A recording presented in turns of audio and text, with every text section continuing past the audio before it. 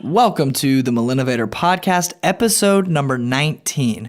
Who the heck says that you can't quit your job with your founder or your manager or your coworker and start your own business? You can't be scared to grow. I was very lucky in my first hires that I have complete faith in them, but I know it can be scary. But once I took the plunge, I would never go back.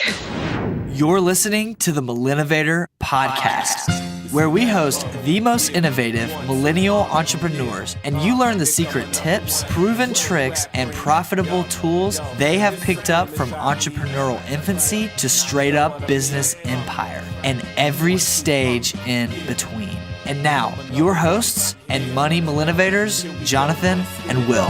Give me the mic, not down, blow right down. I'm trying to sit it down, blow right down. You trying to get it. Jonathan, we are on episode number 19. We're almost out of the teen phase, man. Can you believe this? That is pretty incredible. Yeah, you can move on up to 20. Soon you'll be 21, then 22, You started then that. 23. You sounded like you're in fast forward. I wasn't sure if you were serious or kidding. Well, hopefully those who are listening at 1.5 speed didn't just totally miss everything that I said. Today is a very interesting episode. We have yet to have someone on the show who quit their day job with their CEO. Yeah, that hasn't happened yet. And started a business together. I would like to think, well, I don't know if I'd like to or not, but I don't imagine that happens very often. It doesn't happen often, but Carrie Higley, who runs Gen Connect, that was their story. That's how it began, right? So she worked at a very corporate job. She thrived in that element. She loved corporate, which, by the way, is very rare for an entrepreneurial spirit to love that. Yeah, most of the time it's rubbing them raw. Yeah, it doesn't happen often. But her CEO is an extremely successful being. Her name is Lee. She kills it. Honestly, Carrie was just honest with Lee about her goals, and that's where they ended up. They left. I think it's very interesting. One of the things she's going to point out in this interview, she just was very good at communicating with her boss. Like, I think most entrepreneurs, when they're leaving, they're kind of, and for good reason, they're very close to the vest. They're going to keep everything on the hush hush, where she did the exact opposite. Yeah. And she greatly benefited from it. And feels there's no way she would have found this business and had the lifestyle, which she loves, that she has as a full-time entrepreneur. Oh, yeah. If it weren't for that. So those of you who are listening who think like you've got a great idea and maybe you're co-founder of the business that you work for, or maybe it's your manager, maybe it's a coworker of yours, has some strengths that could go right along with you, maybe you should think twice about like actually sharing it with them. Share your idea with them and see how they feel about it. Carrie did that, and it's led her to founding Gen Connect with Lee. It's a really great business. They do recruiting and coaching, connect the X generation and the baby boomer generation with millennials in the corporate world. So this is super pertinent to you guys, especially those of you who have an idea and want to share it with the manager. Take a listen to today's episode as we dive into the interview with Carrie right now. One time I got a show to do, and if you love hip-hop, I'm about to fuck with you. What's up, everybody? I am sitting here across the desk, new desk, actually today, Jonathan, across the desk with Jonathan, and we have got Carrie on the line with Gen Connect. Carrie, how you doing? I am great. How are you? We are pumped to have you. This is the second or third time that I have spoken to you or someone with your company, and that's pretty rare on the podcast. So welcome. Thank you. I'm excited. We're fired up to have you and really excited to hear your story. So first of all, those of you listening, and we're going to get into this, Carrie, but I love this side of your story. You started with a business and you left that business with your direct boss to found a company, right? That is right. Yes. That's so cool. So tell me a little bit before we get into that about, why entrepreneurship? Have you always been this entrepreneurial person? So for me, I always had a tiny bit of an entrepreneurial bug. I grew up dancing in a dance studio, and I always thought I wanted to own my dance studio. So going through school and all that, I always did have that in mind. But then, you graduate from college and real life hits you. And I graduated in 2010, which was a terrible time, as many of us millennials know, because the economy was terrible. And you pretty much took what job you could get. So I did that. And it led me into the corporate world. I actually really enjoyed my time there. So I spent a few years in Huntsville, Alabama, with a software company on the benefits side of human resources. And then during that time, I met my husband, had to move to Atlanta. So I ended up getting with a financial services company.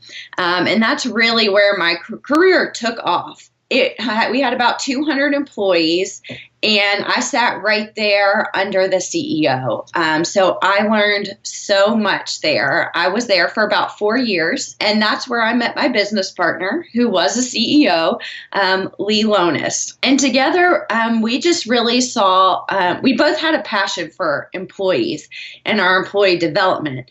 But when you have one human resources manager to 200 employees, you really can't take time and dedicate a ton of time to those employees. Right. So that's kind of how we fell into our business idea. We were seeing over and over again that employees were leaving for really one reason. You might hear, oh, I got an offer for more money or a better job. But in the end, it came down to, I just couldn't see myself grow here. I can't see a career path. Which was so frustrating because for me, I came in as a recruiter. 1 year later, I was the HR manager. A year after that, I was sitting on the board. I didn't have voting power, but I was sitting there with all the managing directors and the CEO and helping make decisions for a company. That's awesome. It was just so frustrating, which you guys have probably seen, and any entrepreneur out there, there's really no growth you can experience like you can with a small business. That's where Lee and I got our passion, and we said, you know what, wouldn't it be awesome if there was a company out there that could help small business owners with this problem, help educate their staff on the opportunities that there could be with my company, and on the flip side, help those employees really lay out with what they want to do. So that's where Gen Connect Recruiting was kind of born. And how long ago was that, Carrie? We started in June 2016. That's the day we officially signed the paperwork. I know that feeling. Tell me about that day, because you had just left with your CEO, the former CEO of that business. Yeah. Was that kind of a weird thing? I mean, you guys were obviously close, right? We were definitely close. It was and it wasn't. And I'll be honest, in the beginning, it was my former boss who came to me and said, you know, you really have a gift for this. And we really wanted to do this in our business, but we didn't get a chance to. What if I invest and we do this? So at first, she kind of came on board as just an investor, and I was going to do all the work. Right. But quickly we realized, and she realized, you know what, this is really fun. And I want to do it too. I love that. And she played to your strengths. That's a really, really, really good leader. And I've spoken with Lee, and she is that. It's very, very obvious from the start. Not only does she have the experience, but she's gotten to where she is today, and she pivoted into you guys founding this for that exact reason. She's a great leader. She plays off your strengths. But I love that, seeing an opportunity with a current job and leaving with a manager or a CEO or a founder or even a coworker to pursue another opportunity. Well, that goes with my question too. Like, what was it like when you left? I mean, we hear these stories obviously so much, and it typically is excitement with a little bit of fear mixed in. Was that kind of your experience? Yeah, I would say definitely there is so much excitement, first of all. But yes, there is a fear because you're leaving a paycheck, a guaranteed paycheck. Right. And you're actually, in more cases than not, spending money to go do all this work. Right. And hoping that all your hard work will pay off. So for me, I'm very lucky. I'm married and I have a very supportive husband. So I had that to fall back on. That's awesome. Which is why I was able to make the jump immediately into full-time entrepreneur. But so I was one of those lucky ones that didn't have to do, as you guys say, the side hustle at first, right, because I had that to fall back on. So how about you didn't have to necessarily work a side job while working the full-time job and then convert over. You jumped in, you had an investor on your side, you guys paired up really well. But talk to me a little bit about the the launch, like what was the toughest parts of those early days? Was it finding clients? Was it the, back and forth between you and Lee? What were some of the pitfalls of those early days in June 16? So for us, I think some interesting pitfalls, I would say. So we came from, like we say, it's a small company, but we were doing $1 million of revenue each year and 200 employees. So we really weren't that small. So we're kind of, we were used to doing things on a big scale, meaning setting up systems on a big scale and having to have a plan for everything. So I would say early days, we spent a lot of time choosing all of our systems, like our CRM and things like that if I could go back, I would have scrapped that and not taken the time to do that and would have jumped right into the sales. Money making. Now, is it great now that I have that all set up, now that I am generating income? Absolutely. But that's something, if I could turn back time, I would have delayed a little bit. Carrie, I think that's a common theme. And I think that Jonathan and I have, if I'm going to be completely honest, have had that discussion several times in that, as entrepreneurs, whether you are somebody listening and you've got a side business or a side job, or you are full blown like you are, Carrie, like in the trenches every single day, this is your paycheck, entrepreneur. You're busy, but oftentimes busy isn't good. You're substituting what should be money-making activities with low-level distractions, right? And that happens very often. Not to say that you getting a CRM tool wasn't necessary, because it was. But I think that's something that people don't focus on enough is just because you're quote-unquote hustling doesn't mean you're hustling towards the right thing. Exactly. So I'd say that was our biggest struggle, was getting out of the mindset of being a corporate person and having to do every project on a big scale and to just doing it. Yeah.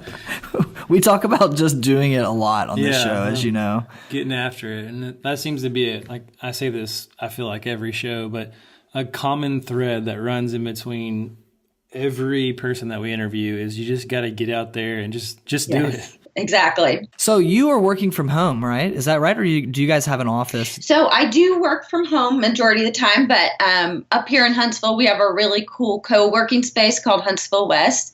So I can go there, meet other entrepreneurs and use their conference room. So I go there a lot as well. Carrie, can you talk a little bit about that? A lot of folks listening are working in a basement or a closet and hanging some things on the wall, making the video look good, like they're in a great office space, but really it's like an extra closet in a bedroom, and that's fine. I support that fully. But can you talk a little bit about kind of what that dynamic is like being at home and kind of utilizing the co-working space and just connecting with other people who are like you? Because that's very important. Yeah. So when I'm at home, it's just me and my dogs. So it wasn't ever too terrible. But making that transition from being in an office to being at home was tough, especially if you're a people person. You really miss seeing people.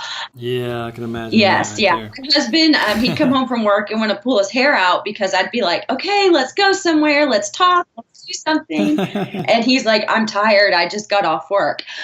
That is one of the huge benefits of a co-working space, or some of them are called incubators. So it's a low fee that you can go and pretty much you're surrounded by other entrepreneurs. So, and it's awesome because none of the people I've met there have any businesses close to what I do. Honestly, I'm in Huntsville. A lot of them are IT and engineers. They are in no way anything like me, but it's funny because we can talk through the struggles we have. And usually they're the same, even though our businesses have nothing else in common. So it's really great because it gives you that people interaction, but it also gives you a peer group if you're stuck on something or just need to vent about something to talk to. One of the main spaces in Birmingham is Innovation Depot. And Willen actually went there this morning and had a meeting with some people, which was great. Great location, just a great space. But one of the pros to me on those collaboration areas is just the fact that you get to meet other people. I mean, it's never a bad thing to meet other people, other business owners, other entrepreneurs, and bounce ideas off of each other. Exactly. And I would say that is something that I've learned as a business owner quickly now. We just grew recently, so I was able to hire some part-time recruiters that work for me. So now I've been able to kind of get out and start the sales side. And that's when I've realized, along with this co-working space, how important networking and building relationships is in being an entrepreneur. You mentioned that you guys just hired a few recruiters. Yeah. Carrie, I am someone who feels that when you're an entrepreneur or a solopreneur, granted you have a lease, so you do have a business partner, but for many of our listeners out there, they're solopreneurs, they're wearing all the hats, right? And I bet you that you've probably worn many hats in the last year and 6 months. How did you you and Lee juggle who was doing what? Was it more of a strength thing, or was it more of a I enjoy doing this, let me take it over type deal? It was definitely a strength. So I had the human resources background. So I was doing all of the recruiting, and then Lee was doing all of the sales. And we focused primarily on the industry we came out of, and targeted people we knew. Again, building relationships and how important that is. So these were people that Lee had a relationship with already. And that was really our first year. Was honestly, almost all of our clients were former coworkers of ours that have gone out and open businesses. That was our first year. I quickly realized if we want to grow, I can't be scared of that, and I can't hold on to this crutch of me being stuck in the office doing interviews all day or coaching all day. Lee also does some coaching. She coaches the more senior employees that we work with, and I do all the entry level. So we quickly realized we need some help. You know, we get a lot of resumes, like thousands of resumes each week. So my first recruiter came in, and she's a stay-at-home mom. And she reviews all of my resumes for me. Just that probably saved me 10 hours a week. And I saw how much time I got, valuable time to go out and make new relationships and get new clients. So a few months later, I brought on my second stay-at-home mom recruiter, who now does all my interviews for me. So really, I'm almost 100% out of that recruiting process. Now we are growing faster than ever. We have way more openings because now we have two people out there being able to sell the product versus just one. Delegating is nice, isn't it? It is, and it is, and I think it's scary for an entrepreneur, especially this company's your baby. You know, you want everyone to have the good impression, but you can't be scared to grow. So that was so important for me. And luckily, I know these recruiters. I know their backgrounds. I was very lucky in my first hires that I have complete faith in them. But I know it can be scary. But once I took the plunge, I would never go back. I love that you just mentioned this because we really haven't talked much on the show on delegation and giving up something that you love doing. That was something that, like recruiting, that side of things you loved, right? Like that's a passion of yours and you're really good at it from what I hear. Yeah, absolutely. and so, you know, it was either, hey, I could stay stagnant here and enjoy what I do and do fine at it, or I could give up the reins and teach somebody to do it well, benefit their life, and then grow this thing 2, 3, 4 times very quickly. Oh, yeah. I think that's some of the hardest ways for people. The reason they don't grow is because they're scared to spend money to make money, and they're scared to let go of the reins and give up control. Yeah. So we applaud you for recognizing that so early. That's awesome. Yes. And as you mentioned, you do have to spend money to make money. So it's true. But if you do it and you do it right and you make the right hires, then you're going to make that money back quickly. And you're definitely not going to regret your decision. Yep. Wrapping things up, you know, you have such a cool story. I love the fact that you left you thrived in corporate, you did, but you left a corporate job with your CEO to found another company and another venture that was kind of a pivot of the role that you were in. What kind of advice do you have for somebody out there who maybe has a manager or a coworker or a CEO that could give them that capital and they've got a strength that they could pair with it to kind of move forward with an idea? Do you have any kind of pivotal feedback for that or tips? Yeah, so I guess that my first, and this is similar to what I do during my coaching calls with all of our recruits, but the biggest thing is have conversations with your managers and your community, everyone around you. If you have goals, let people know what your goals are, even as small as you think they are, because until somebody hears it, they're not going to know it to reach out to you. If Lee didn't know my goals for the future for my family, she would have never approached me and said, you should really think about doing this. You're so right. And that kind of exposes you a little bit, right? It does. And I'll say I have quite a few friends that did similar things, but it's scary because you don't want to say to your boss, I have the goal of having your job one day or opening my own company that's similar to this. It's scary. A lot of people think, are they going to fire me?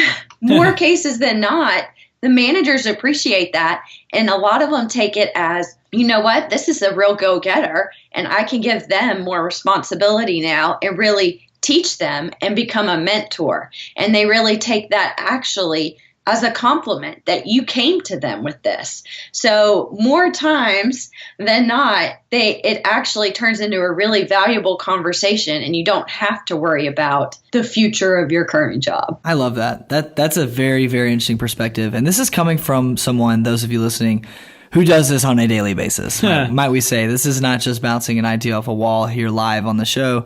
You do this regularly, so you see this. Yeah, absolutely. Our coaching product started with just whoever we recruited. We coached them for a year, but it quickly turned into the companies we were in said, you know what, I want you to do this for my whole staff. So we quickly started coaching full staffs, which means not only am I now coaching the first line employee, but now I'm coaching their manager and I'm talking to their manager. And guess what? Their manager has goals for themselves too. And they see themselves somewhere else or somewhere larger than where they are too. So you have to remember they're human and you just have to be open. And the more you're open with your network on your goals, the more they can help you get there. That's awesome. That is so beautifully said. Carrie, those in our community who are listening to the show right now who are thinking, okay, this is really cool. Where can they find you online? What's your site? What's the best way for them to send you a plug? Yeah, so our website is GenConnectRecruiting.com. And that's Gen like generations. And I guess we didn't even go into this, but at Gen Connect, we're really trying to help the generations connect at workplaces. So those millennials and baby boomers, we want to make sure everybody gets along. So definitely GenConnectRecruiting.com is the best place, where there you'll find all my contacts. So you'll have my phone number, my email, and also social media is also great. We've got a Facebook page, LinkedIn, and we put out a ton of great content there, especially for business owners who are managing employees. We push out really good articles that would probably interest you. Love it. So those of you who run a business and are thinking, how can I relate better with those employees? Check them out. And those of you who are employees of a business and have a side idea and a manager to bounce some ideas off, do so. Listen to what Carrie says and follow this advice. Carrie, thank you so much for being on the show today. It's been a pleasure having you on. Yeah, it really has. You're not that far away from us. I feel like we're even closer now that we're here on Skype. So thanks for being here. I know you're busy. Yeah, absolutely. Thank you. One time I got a show to do, and if you love hip-hop, I'm about to overdue. So I have a little bit of caution for everyone. How great is it, obviously, that Carrie went out and did that with her CEO? But I want to caution everyone in the fact that you have to know your audience. Please don't cut off your only source of income. Like she said, I mean, that can go really good like it did for her. And I really do. It's just such an awesome thing. And just the way she did that and to have the courage to do that.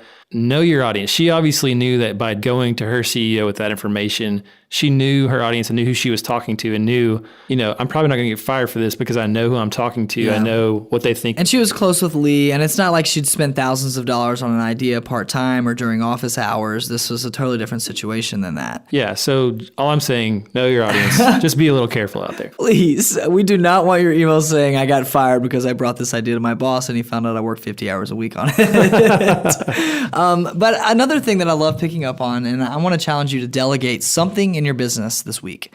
I don't care if it is digging through an Excel file and taking out duplicates. Delegate that to your toddler or your 6-year-old or 8-year-old, right? Or your niece or nephew who's 14 or 15 and could do that. Try to delegate something in your business this week. I'm going to delegate my video editing to Jonathan. That's a lie. Jonathan can't edit video. What? Dude, see, that's a lie. But really, I'm looking to get a VA to delegate some of that kind of stuff. We delegate podcast editing. There's no way that we could edit this podcast if it wasn't for our incredible editor, Robbie, who is across the world in Australia. There are things that you have to realize. You've got to give up control in order to grow. In order to see true growth, you have to give up a piece of your business. That's just how it goes. It's not easy to do, but you've got to do that to succeed. Or you could just stay marginal. And yeah, guys, we've seen it. We've seen the businesses out there who they have someone who's not willing to let go, and those businesses are just stagnant, for lack of a better word. They float. They don't swim. They don't sink. They float. And the last thing you want as an entrepreneur is just to stay marginalized and float. That'll preach. Get out there and think about delegating something today. Even if you just have a very small side business, try to delegate something. Partner up with somebody, have them send the emails, or do anything, something small so that you can get started, and delegation is not quite as tough during the days of full-time entrepreneurship. That's it for me today, man. Today is a totally different perspective, one that almost drained me. Like, I love that idea so much. Delegation Nation. Delegation Nation. Okay, coming out soon. We're not making promises that we can't go back on. I promise. We are not writing a book called Delegation Nation. Not yet, anyway. Jonathan, we've got some really exciting, fun interviews coming up soon. I can't wait for our listeners to hear. Those of you who are listening to this episode, it is probably close to Christmas time, and you are in for a treat with a few more episodes that we've got in the queue before the New Year starts. And we've got some really fun stuff up our sleeve for New Year's, so be sure to listen up for that. Any final words, Jonathan? I'm at a loss right now. He is at a loss, and it is our last teen episode, so that's the last time you can make that excuse. You're growing into a young man in episode 20, okay? Man. See you guys next episode. Bye. Thanks for tuning in. Don't forget to call your mother and tell that woman that you love her. And if you love the show almost as much, subscribe to us on iTunes and leave us a sweet review. We're definitely not ashamed to blush. Now, go forward and implement what you learned from today's episode into your business. We cannot wait to personally hear your story of success and replicate it 1,000 times over. Give me the mic, knock down, go right down. I'm trying to sit it, knock down.